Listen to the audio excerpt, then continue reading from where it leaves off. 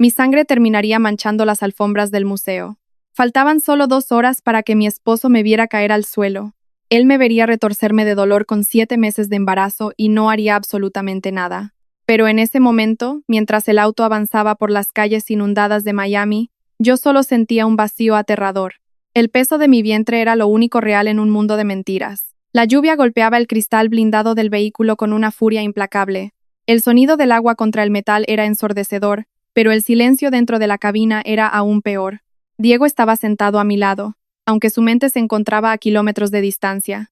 El resplandor azul de la pantalla de su teléfono iluminaba su rostro tenso y perfectamente perfilado. Sus dedos se movían con rapidez sobre el teclado, respondiendo correos, calculando riesgos, tejiendo su red de influencias. Para el mundo exterior, Diego era el genio de la tecnología de Brickell, el joven prodigio que adornaba las portadas de las revistas financieras. Para mí, se había convertido en un extraño que compartía mi cama y mi apellido.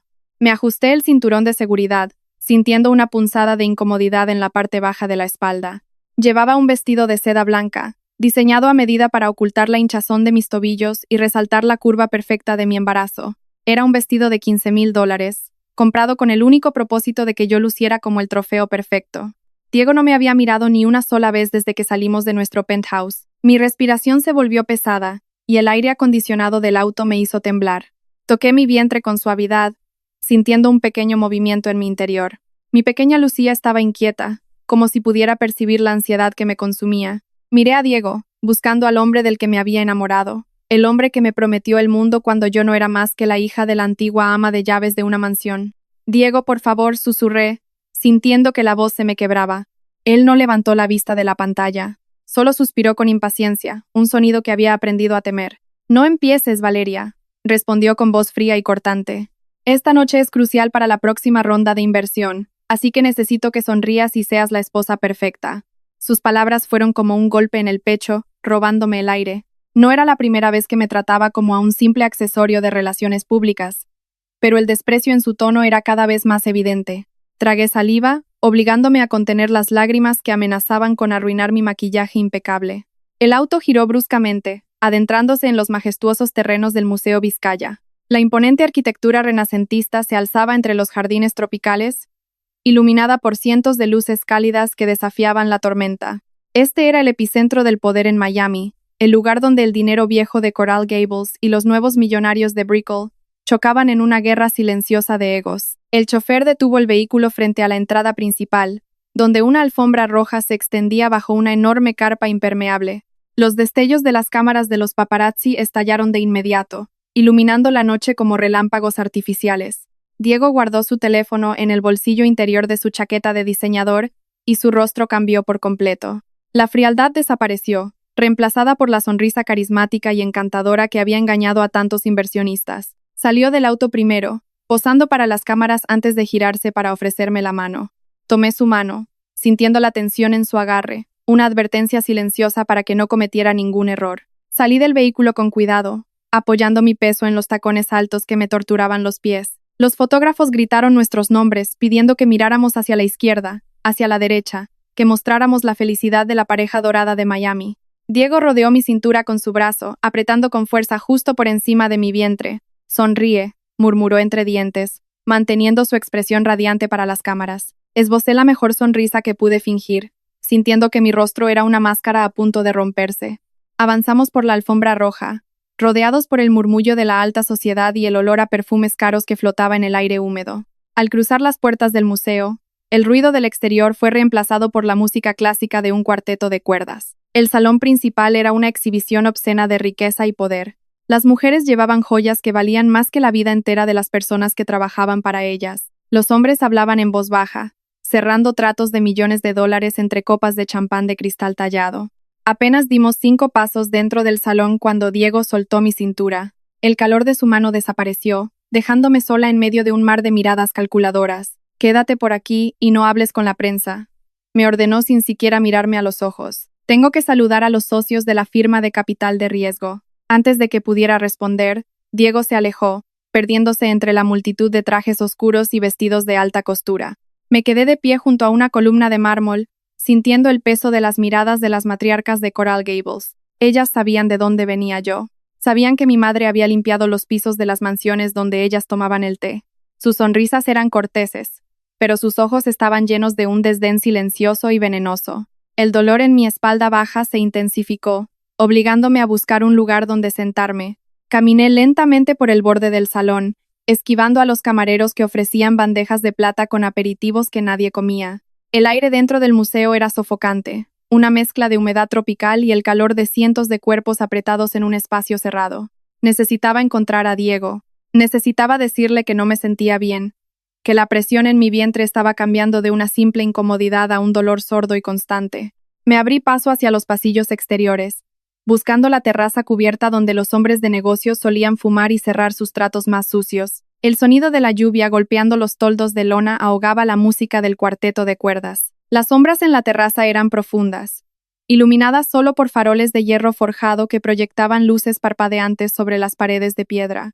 Fue entonces cuando escuché su voz. La risa de Diego era inconfundible, pero no era la risa ensayada que usaba con la prensa. Era una risa grave, íntima, cargada de una complicidad que me heló la sangre. Me acerqué lentamente, ocultándome detrás de una estatua de mármol cubierta de enredaderas. Mi corazón latía con tanta fuerza que temí que el sonido me delatara. Asomé la mirada por el borde de la estatua y el mundo entero dejó de girar. Diego no estaba hablando con un grupo de inversionistas. Estaba acorralando a una mujer contra la barandilla de piedra de la terraza. La reconocí de inmediato. Era Roxana. Roxana era la analista principal de la firma de capital de riesgo que mantenía a flote la empresa de Diego. Era alta, de rasgos afilados y severos, con una postura que irradiaba una dominación absoluta y despiadada. Llevaba un vestido negro que se ajustaba a su cuerpo como una segunda piel, y sus manos descansaban sobre el pecho de mi esposo. Diego tenía el rostro enterrado en el cuello de Roxana, respirando su perfume mientras ella le acariciaba el cabello con una sonrisa de triunfo. El dolor en mi vientre fue reemplazado por una náusea violenta y abrumadora. Todo el aire abandonó mis pulmones en un solo segundo.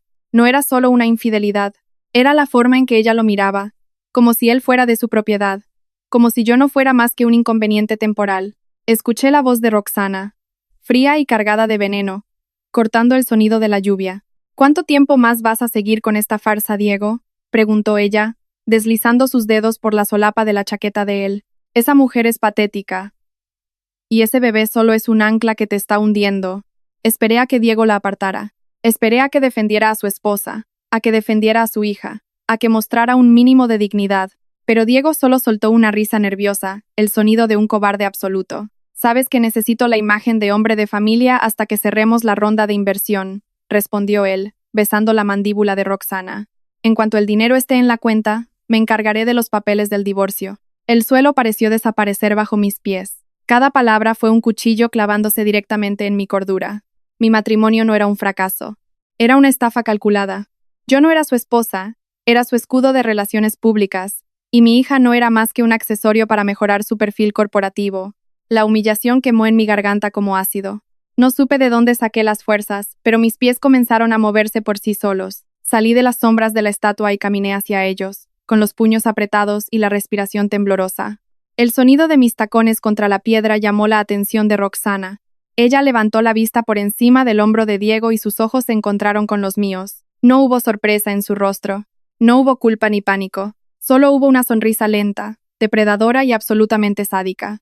Vaya, parece que la mascota se escapó de su jaula, dijo Roxana en voz alta, asegurándose de que su voz resonara en la terraza. Diego se congeló. Su cuerpo entero se tensó antes de girarse lentamente hacia mí. El color abandonó su rostro en un instante, dejándolo pálido y patético bajo la luz de los faroles. Valeria, tartamudeó él, dando un paso torpe hacia atrás, alejándose de Roxana como si el fuego lo hubiera quemado. No es lo que parece. No di nada. No podía hablar. La traición era tan masiva, tan profunda, que las palabras perdieron todo su significado. Me detuve a 2 metros de ellos, sintiendo cómo el frío de la noche penetraba a través de la seda de mi vestido. Roxana dio un paso al frente, interponiéndose entre Diego y yo. Su altura y su postura agresiva la hacían parecer un ave de rapiña a punto de atacar. Por favor, Diego, no la insultes con excusas baratas, dijo Roxana, mirándome de arriba abajo con un asco evidente. Mírala. Es una campesina disfrazada con ropa cara, llorando porque descubrió que su cuento de hadas fue comprado con mi dinero. El murmullo en la terraza comenzó a crecer. Otros invitados, atraídos por la tensión, Se acercaron a las puertas de cristal, observando la escena con una curiosidad morbosa. La élite de Miami vivía para estos momentos de destrucción pública. Diego, le dije, y mi voz sonó extrañamente firme, a pesar del temblor en mis manos. Jimmy, que es mentira. Jimmy, que no acabas de vender a tu familia por un cheque. Diego abrió la boca, pero no salió ningún sonido. Miró a Roxana, luego me miró a mí, y finalmente bajó la cabeza, incapaz de sostener mi mirada. Su silencio fue la confesión más brutal de todas. Él era un cobarde. Un hombre vacío que solo existía a través de la validación de los demás. Roxana soltó una carcajada seca y cruel. ¿Vender a su familia? Se burló ella, dando otro paso hacia mí, invadiendo mi espacio personal. Tú no eres su familia. Tú eres un error de cálculo. Eres la hija de una sirvienta que se creyó con derecho a sentarse en nuestra mesa. La furia estalló en mi pecho, caliente y cegadora. No me hables así, le advertí, levantando la barbilla, negándome a encogerme ante ella. Tú no eres nada más que la amante de un hombre que no tiene el valor de ser un padre. El rostro de Roxana se transformó. La sonrisa sádica desapareció, reemplazada por una rabia pura y violenta. Sus ojos se oscurecieron, y la máscara de sofisticación se hizo pedazos. Nadie me habla así, siseó ella, levantando la mano. Todo ocurrió en una fracción de segundo. Roxana empujó mis hombros con una fuerza brutal y desproporcionada. El impacto me tomó por sorpresa, desequilibrando mi centro de gravedad alterado por el embarazo. Mis tacones resbalaron sobre la piedra húmeda de la terraza. El mundo giró violentamente a mi alrededor. Caí de espaldas, golpeando el suelo con un impacto sordo que me sacó el aire de los pulmones. Mi cabeza rebotó contra el borde de una pesada alfombra persa que decoraba la entrada. Un grito ahogado escapó de mis labios. El salón entero se quedó en un silencio sepulcral.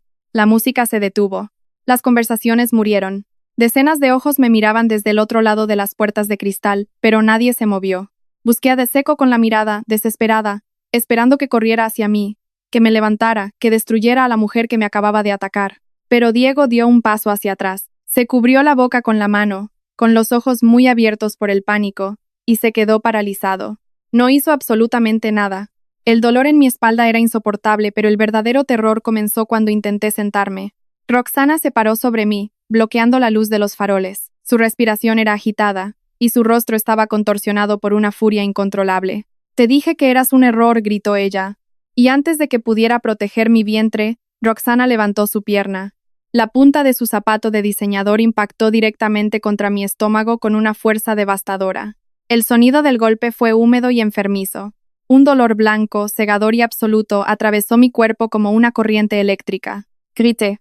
Fue un grito primitivo, desgarrador, el sonido de una madre a la que le están arrancando el alma en vida. Me encogí en posición fetal, abrazando mi vientre con ambas manos, tratando de proteger a Lucía de un segundo impacto. El dolor era tan intenso que mi visión se llenó de manchas negras. Sentí un desgarro interno, profundo y caliente. Un líquido espeso comenzó a empapar la seda blanca de mi vestido, extendiéndose rápidamente entre mis piernas. Sangre, mi sangre, la sangre de mi hija.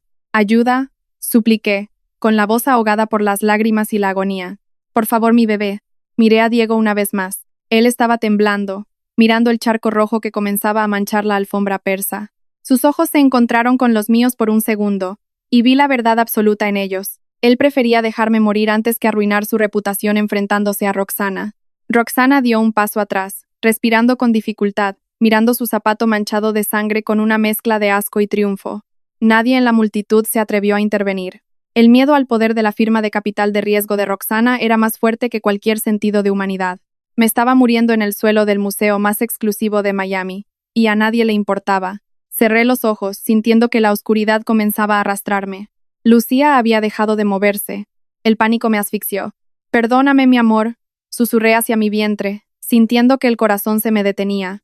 Perdóname por no poder protegerte. Entonces, la atmósfera en la terraza cambió drásticamente.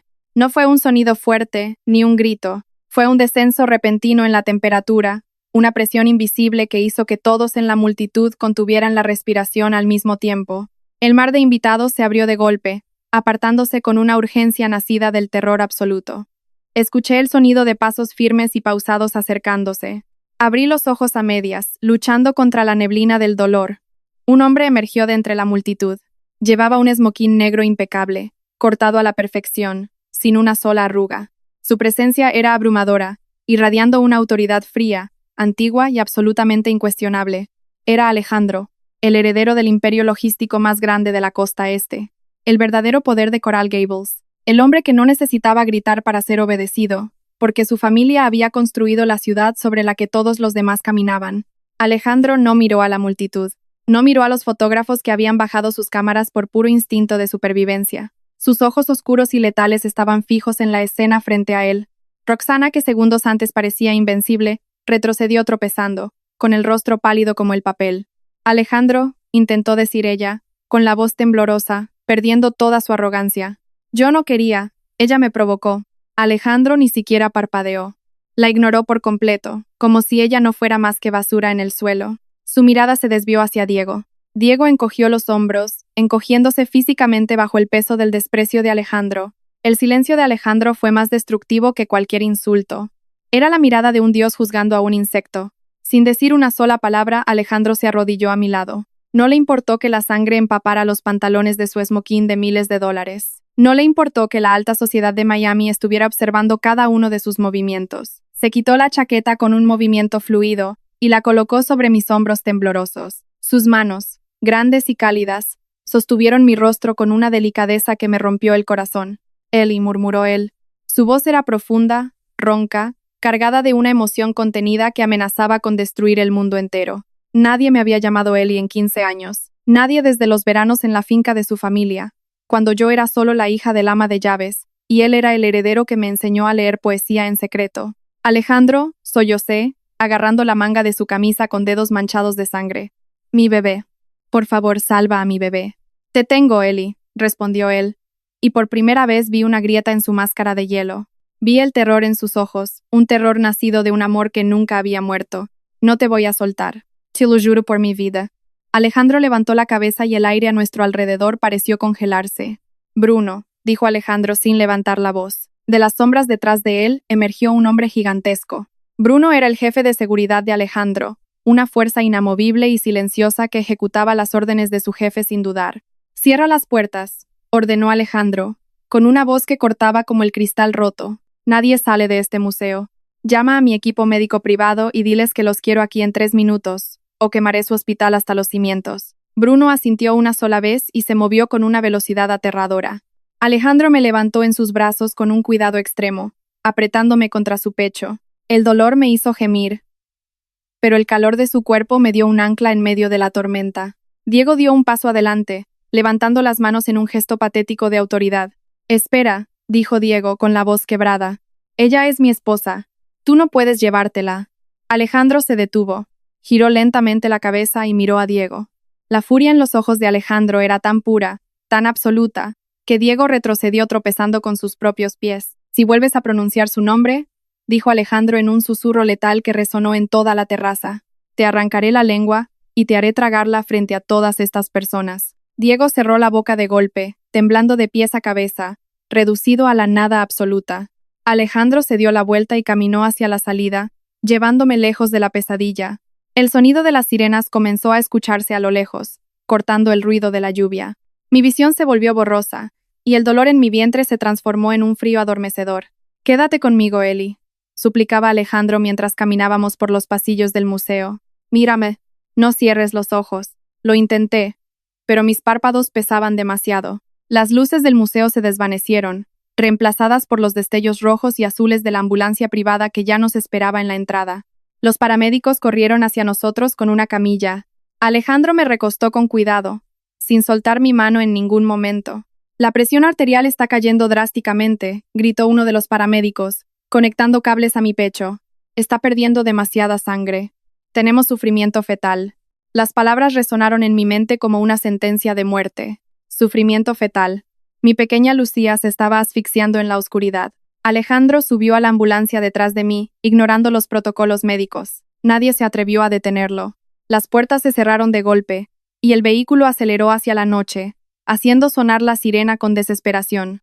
El interior de la ambulancia era un caos de luces brillantes y voces urgentes. Sentí el pinchazo de una aguja en mi brazo, seguido de una ráfaga de líquido frío corriendo por mis venas. Pero nada de eso importaba. Lo único que me mantenía atada a este mundo era la presión de la mano de Alejandro sobre la mía. Él estaba arrodillado junto a la camilla, con el rostro pálido y la mandíbula apretada con tanta fuerza que parecía a punto de romperse. Alejandro, susurré, sintiendo el sabor metálico de la sangre en mis labios. Si tengo que elegir, sálvala a ella. No digas eso, respondió él, con la voz rota, acercando su rostro al mío. Las dos van a sobrevivir. No voy a perderte otra vez, Ellie. No lo permitiré. El monitor cardíaco comenzó a pitar con un ritmo rápido y alarmante. El paramédico inyectó algo en mi vía intravenosa, pero el frío ya había llegado a mi pecho. La imagen del rostro de Alejandro fue lo último que vi antes de que la oscuridad me tragara por completo. El sonido de las sirenas se desvaneció en un zumbido lejano. El tiempo perdió todo su significado. El monitor cardíaco comenzó a pitar con un ritmo rápido y alarmante.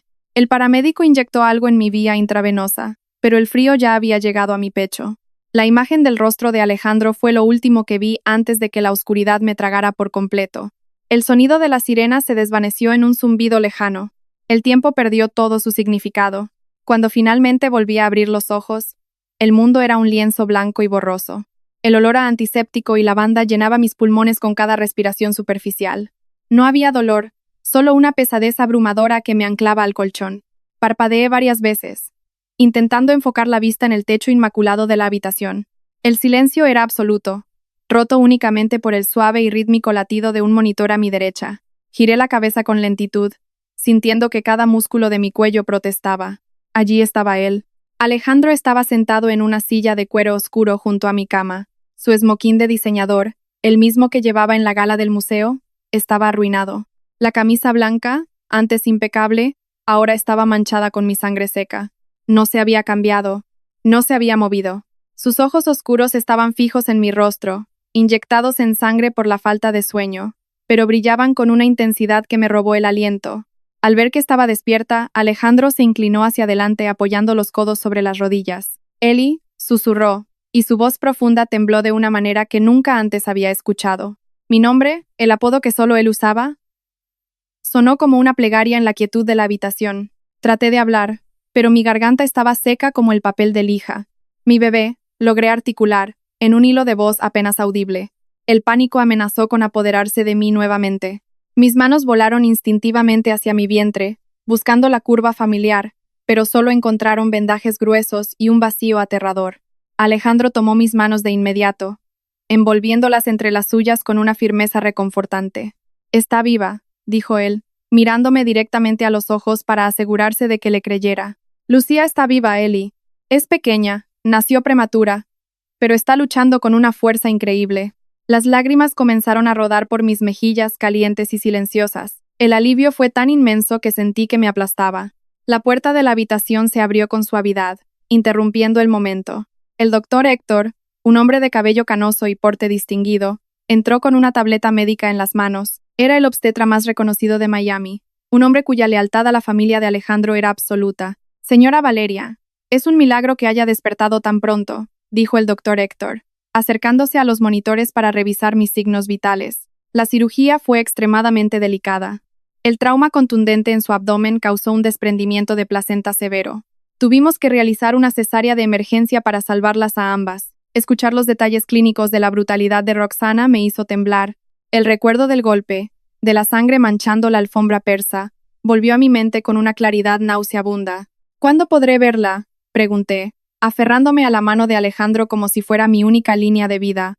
Lucía está en la unidad de cuidados intensivos neonatales, en una incubadora de última generación, explicó el doctor Héctor con voz calmada.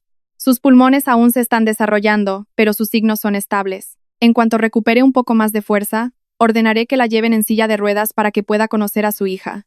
El doctor asintió hacia Alejandro con profundo respeto antes de salir de la habitación, dejándonos solos una vez más. El silencio que siguió fue denso, cargado de 15 años de palabras no dichas. Alejandro acarició el dorso de mi mano con su pulgar, un movimiento lento y deliberado. «Te fallé», dijo él de repente, rompiendo el silencio con una confesión que parecía rasgarle la garganta. Lo miré, confundida por la culpa que ensombrecía su rostro. «Tú me salvaste, Alejandro», respondí, intentando darle un apretón a su mano. «Si no hubieras estado allí, Diego habría dejado que me desangrara en ese suelo». La mención del nombre de mi esposo hizo que la mandíbula de Alejandro se tensara. Una frialdad letal cruzó por sus ojos, la misma mirada que había aterrorizado a la élite de Miami horas antes. No me refiero a esta noche, Eli, continuó Alejandro, bajando la mirada hacia nuestras manos entrelazadas. Me refiero a hace 15 años, cuando éramos adolescentes en la finca de verano. Cuando te vi marcharte porque mi padre dijo que la hija de la ama de llaves no era suficiente para el heredero de Coral Gables. Fui un cobarde por no detenerte. Fui un idiota por dejar que te convirtieras en la esposa de un parásito de Brickell que solo te usó como un trofeo. Sus palabras me golpearon con la fuerza de un huracán. El gran Alejandro, el hombre de hielo, el titán intocable de la logística global, estaba desnudando su alma frente a mí. Pensé que me habías olvidado, susurré, sintiendo que el corazón me latía con fuerza en el pecho. Pensé que solo fui un amor de verano. Alejandro levantó la vista, y la vulnerabilidad en sus ojos me dejó sin aliento. Nunca hubo un solo día en el que no pensara en ti, confesó, acercando mi mano a sus labios para depositar un beso suave sobre mis nudillos. Te vi casarte con él en las revistas. Te vi sonreír en esas galas vacías, sabiendo que tus ojos estaban tristes. Me mantuve alejado porque creí que eras feliz. Pero anoche, cuando vi a esa mujer ponerte una mano encima, cuando vi a ese imbécil quedarse de brazos cruzados mientras tú sangrabas. Alejandro hizo una pausa, tomando una respiración profunda para controlar la furia que amenazaba con desbordarse. Anoche hice una promesa, Eli. Nadie volverá a lastimarte. Nadie volverá a hacerte sentir que no eres suficiente. Voy a destruir todo lo que Diego ama, y luego voy a construir un imperio nuevo solo para ti y para Lucía. Antes de que pudiera procesar la magnitud de su promesa, un ruido violento proveniente del pasillo rompió la intimidad del momento. Escuché gritos amortiguados, seguidos por el sonido de un forcejeo físico. «Soy su esposo», gritó una voz aguda y desesperada desde el otro lado de la puerta. «Tengo derecho a verla. Suéltenme, malditos gorilas». Era Diego. El pánico me invadió al instante. Mi respiración se aceleró, y el monitor cardíaco comenzó a pitar con mayor rapidez, delatando mi ansiedad. Alejandro se puso de pie de inmediato. Su postura cambió en una fracción de segundo. El hombre vulnerable que acababa de confesarme su amor desapareció, reemplazado por el depredador implacable de Coral Gables. «Tranquila», me ordenó Alejandro con voz firme y autoritaria. «No voy a permitir que se acerque a ti». La puerta de la habitación se abrió de golpe. Diego irrumpió en la habitación, con el traje arrugado, el cabello despeinado y los ojos desorbitados por el pánico. Detrás de él, la figura masiva de Bruno llenaba el marco de la puerta, sosteniendo a Diego por el cuello de la chaqueta, como si fuera un muñeco de trapo. «Señor», dijo Bruno con su voz grave y monótona. Intentó sobornar a las enfermeras para entrar. «¿Quiere que lo saque del hospital?» Alejandro levantó una mano, indicándole a Bruno que se detuviera. «Déjalo entrar, Bruno», dijo Alejandro, con un tono tan frío que hizo que la temperatura de la habitación pareciera descender. «Quiero escuchar lo que el genio de la tecnología tiene que decir». Bruno soltó a Diego, quien tropezó hacia adelante, recuperando el equilibrio con torpeza. Diego me miró, y por un segundo, intentó poner su máscara de esposo preocupado. «Valeria, mi amor», exclamó Diego, dando un paso hacia la cama con las manos extendidas. Estaba aterrado. «La prensa está como loca allá afuera. Las acciones de la empresa están cayendo en picada por los rumores. Tienes que decirle a este hombre que se vaya para que podamos arreglar esto». Lo miré con absoluta incredulidad. Acababa de sobrevivir a una cirugía de emergencia. Nuestra hija estaba luchando por su vida en una incubadora, y lo único que le importaba a Diego eran las acciones de su empresa y su imagen pública. El asco que sentí fue tan profundo que me dio náuseas. Alejandro se interpuso entre Diego y mi cama, bloqueando su camino con su imponente presencia. «No des un paso más», advirtió Alejandro bajando la voz a un susurro letal. Diego se detuvo en seco, intimidado por la diferencia de poder. «Tú no tienes ningún derecho a estar aquí», escupió Diego, intentando sonar valiente, aunque su voz temblaba. «Ella es mi esposa. Es mi propiedad legal». La palabra propiedad resonó en la habitación como un disparo. Alejandro soltó una risa seca, desprovista de cualquier humor. «Tu propiedad», repitió Alejandro, saboreando la palabra con desprecio. «Eres un hombre muy pequeño, Diego. Un fraude envuelto en trajes caros y portadas de revistas pagadas. Dejaste que tu amante pateara a tu esposa embarazada en el suelo de un museo, y luego te quedaste paralizado por miedo a perder tu financiamiento». Diego palideció, tragando saliva con dificultad. «Fue un accidente», se defendió Diego, levantando las manos en un gesto patético. Roxana perdió el control. «Yo no tuve nada que ver. Valeria, tienes que creerme, yo te amo». Encontré mi voz. La debilidad en mi cuerpo fue reemplazada por una furia ardiente y purificadora. «Cállate, Diego», dije, y mi voz sonó clara y cortante en el silencio de la habitación. Diego me miró, sorprendido por la firmeza de mi tono. Ya no soy tu escudo de relaciones públicas, continué, mirándolo con un desprecio absoluto. Ya no soy la campesina a la que puedes manipular. Quiero el divorcio. Y si vuelves a acercarte a mí o a mi hija, te juro que yo misma me encargaré de destruirte. Diego abrió la boca para protestar, pero Alejandro no le dio la oportunidad. Ya escuchaste a la dama, dijo Alejandro, ajustándose los puños de su camisa manchada de sangre. Bruno, saca esta basura de mi vista. Y asegúrate de que la policía lo esté esperando en el vestíbulo. Tiene una orden de restricción que acaba de ser firmada por un juez amigo de mi familia. Bruno avanzó sin dudarlo, agarrando a Diego por el brazo con una fuerza que lo hizo gemir de dolor. «No puedes hacer esto», gritó Diego mientras Bruno lo arrastraba hacia la puerta. «Soy el director ejecutivo. Tengo abogados. Tus abogados trabajan para mí ahora», respondió Alejandro con una sonrisa helada. «Disfruta de la bancarrota, Diego». La puerta se cerró de golpe, cortando los gritos patéticos de mi futuro ex esposo. El silencio regresó a la habitación, pero esta vez se sentía como una victoria. Alejandro se giró hacia mí, y la dureza en su rostro se suavizó de inmediato. «¿Estás bien?», me preguntó, acercándose a la cama con cautela. Asentí, sintiendo que un peso inmenso había desaparecido de mis hombros. «Nunca había estado mejor», respondí, y por primera vez en meses mi sonrisa fue genuina. Esa misma tarde, el verdadero poder de Coral Gables se desató sobre Brickell.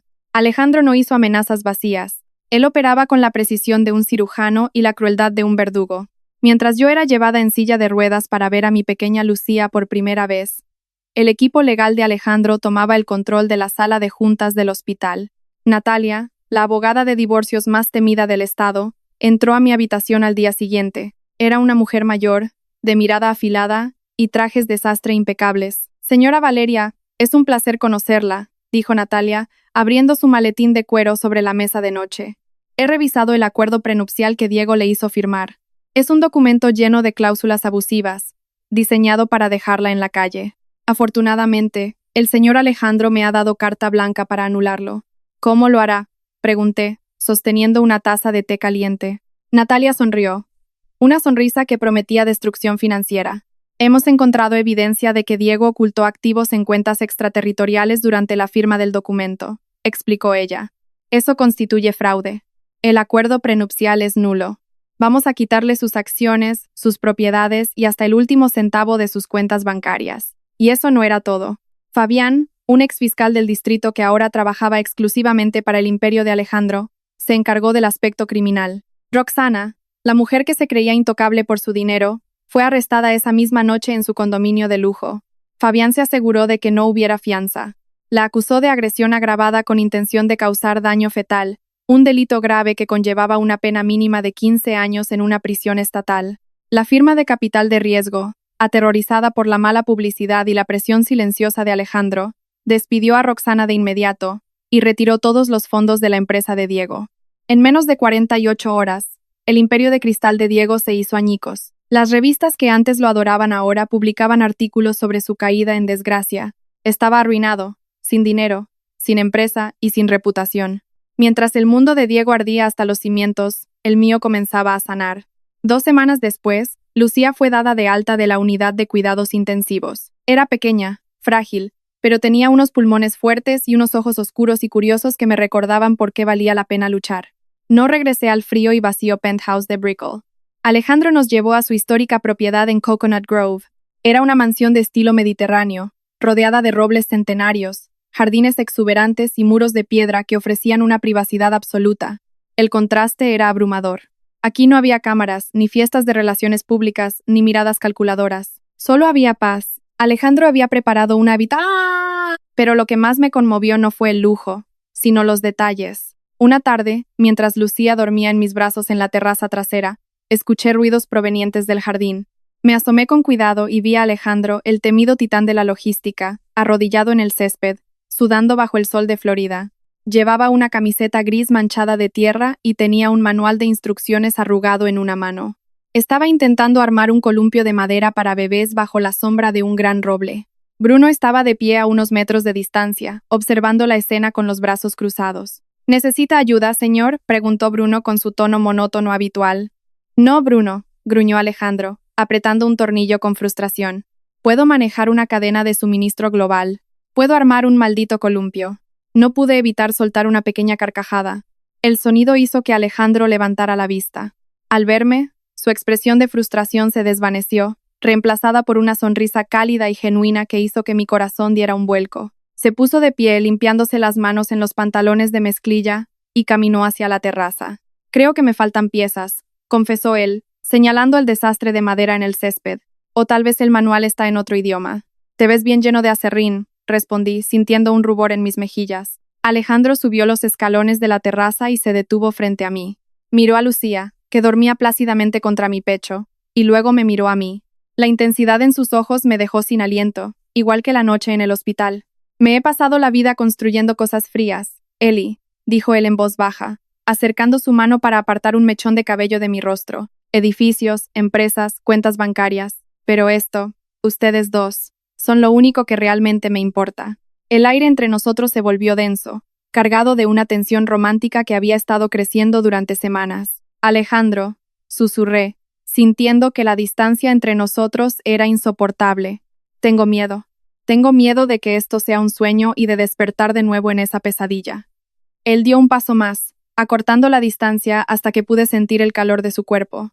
No es un sueño, prometió él, acariciando mi mejilla con su pulgar. Es tu nueva realidad, y voy a pasar el resto de mi vida asegurándome de que nunca vuelvas a tener miedo. Alejandro se inclinó lentamente, dándome tiempo para retroceder si así lo deseaba, pero no me moví. Cerré los ojos y dejé que sus labios encontraran los míos. El beso fue suave al principio, vacilante, como si temiera romperme, pero cuando respondí, cuando enredé mis dedos en su cabello, el beso se profundizó, lleno de pasión, de promesas y de 15 años de espera. Fue un beso que borró el dolor, que borró la humillación, que borró a Diego de mi memoria para siempre. Los meses pasaron, y la primavera llegó a Miami, trayendo consigo un renacimiento completo. Mi divorcio se finalizó con una victoria aplastante. Diego se declaró en bancarrota y se mudó a un pequeño apartamento en las afueras de la ciudad, trabajando como consultor de bajo nivel para pagar sus deudas legales. Roxana fue sentenciada a 15 años de prisión, su arrogancia destruida por el peso de la justicia que Alejandro había orquestado. Pero la verdadera victoria no fue la venganza. Fue la mañana en que Alejandro me pidió que me pusiera un vestido elegante y me llevó en su auto hacia el centro de la ciudad. No me dijo a dónde íbamos, solo me pidió que confiara en él. El auto se detuvo frente al mismo hospital privado donde Lucía había nacido. Mi corazón se aceleró por un momento, recordando la sangre y el terror de aquella noche. Pero Alejandro tomó mi mano, transmitiéndome su fuerza, y me guió hacia la entrada principal. Caminamos por los pasillos hasta llegar a una nueva ala del edificio, separada por grandes puertas de cristal esmerilado. El doctor Héctor nos estaba esperando allí, vestido con su bata blanca y una gran sonrisa. Bienvenida, señora Valeria, dijo el doctor abriendo las puertas de cristal. Entramos a un espacio inmenso, bañado por luz natural, lleno de incubadoras de última generación, equipos médicos avanzados y paredes pintadas con colores cálidos y relajantes. Era la unidad de cuidados intensivos neonatales más avanzada de todo el estado. Miré a Alejandro, sin entender del todo lo que estaba sucediendo. Él me guió hacia una placa de bronce pulido que colgaba en la pared principal. Mis ojos se llenaron de lágrimas al leer las palabras grabadas en el metal. Pabellón Neonatal Valeria y Lucía. Donado por la Fundación de la Familia de Coral Gables, para que ninguna madre tenga que luchar sola en la oscuridad. Me cubrí la boca con ambas manos, sollozando abiertamente. Alejandro había tomado el peor momento de mi vida y lo había transformado en un legado de esperanza. Había borrado el nombre de Diego de la historia y había grabado el nuestro en piedra. Me giré hacia él y lo abracé con todas mis fuerzas, escondiendo mi rostro en su pecho. Gracias, susurré entre lágrimas. Gracias por salvarnos. Alejandro me rodeó con sus brazos, besando la cima de mi cabeza. Tú me salvaste a mí, Ellie, respondió él. Me diste una razón para usar todo este poder para algo bueno. Me separé un poco para mirarlo a los ojos. Esos ojos oscuros que ahora solo reflejaban amor y devoción absoluta. Lo besé allí mismo, frente a la placa de bronce, frente al doctor Héctor, frente al mundo entero. Ya no era la esposa trofeo de un cobarde. Ya no era la víctima en el suelo de un museo. Era Valeria, la mujer que sobrevivió al fuego, la madre que protegió a su hija, y la reina del imperio más poderoso de Miami. El karma no siempre llega por sí solo. A veces necesita un empujón. A veces necesita que dejes de ser la presa y te conviertas en la tormenta que arrasa con todo. Si alguna vez te encuentras en la oscuridad, si alguna vez sientes que el mundo entero te ha dado la espalda, recuerda esto. Tu valor no lo define la persona que te traicionó. Tu fuerza nace en el momento exacto en que decides que ya no vas a ser una víctima. Levántate, lucha por lo que amas, y nunca, nunca te conformes con menos de lo que mereces. Si esta historia te hizo sentir el poder de la resiliencia, si crees en la justicia y en los nuevos comienzos, deja tu comentario abajo, dale me gusta a este video y suscríbete para más historias donde la verdad siempre encuentra su camino. Hasta la próxima.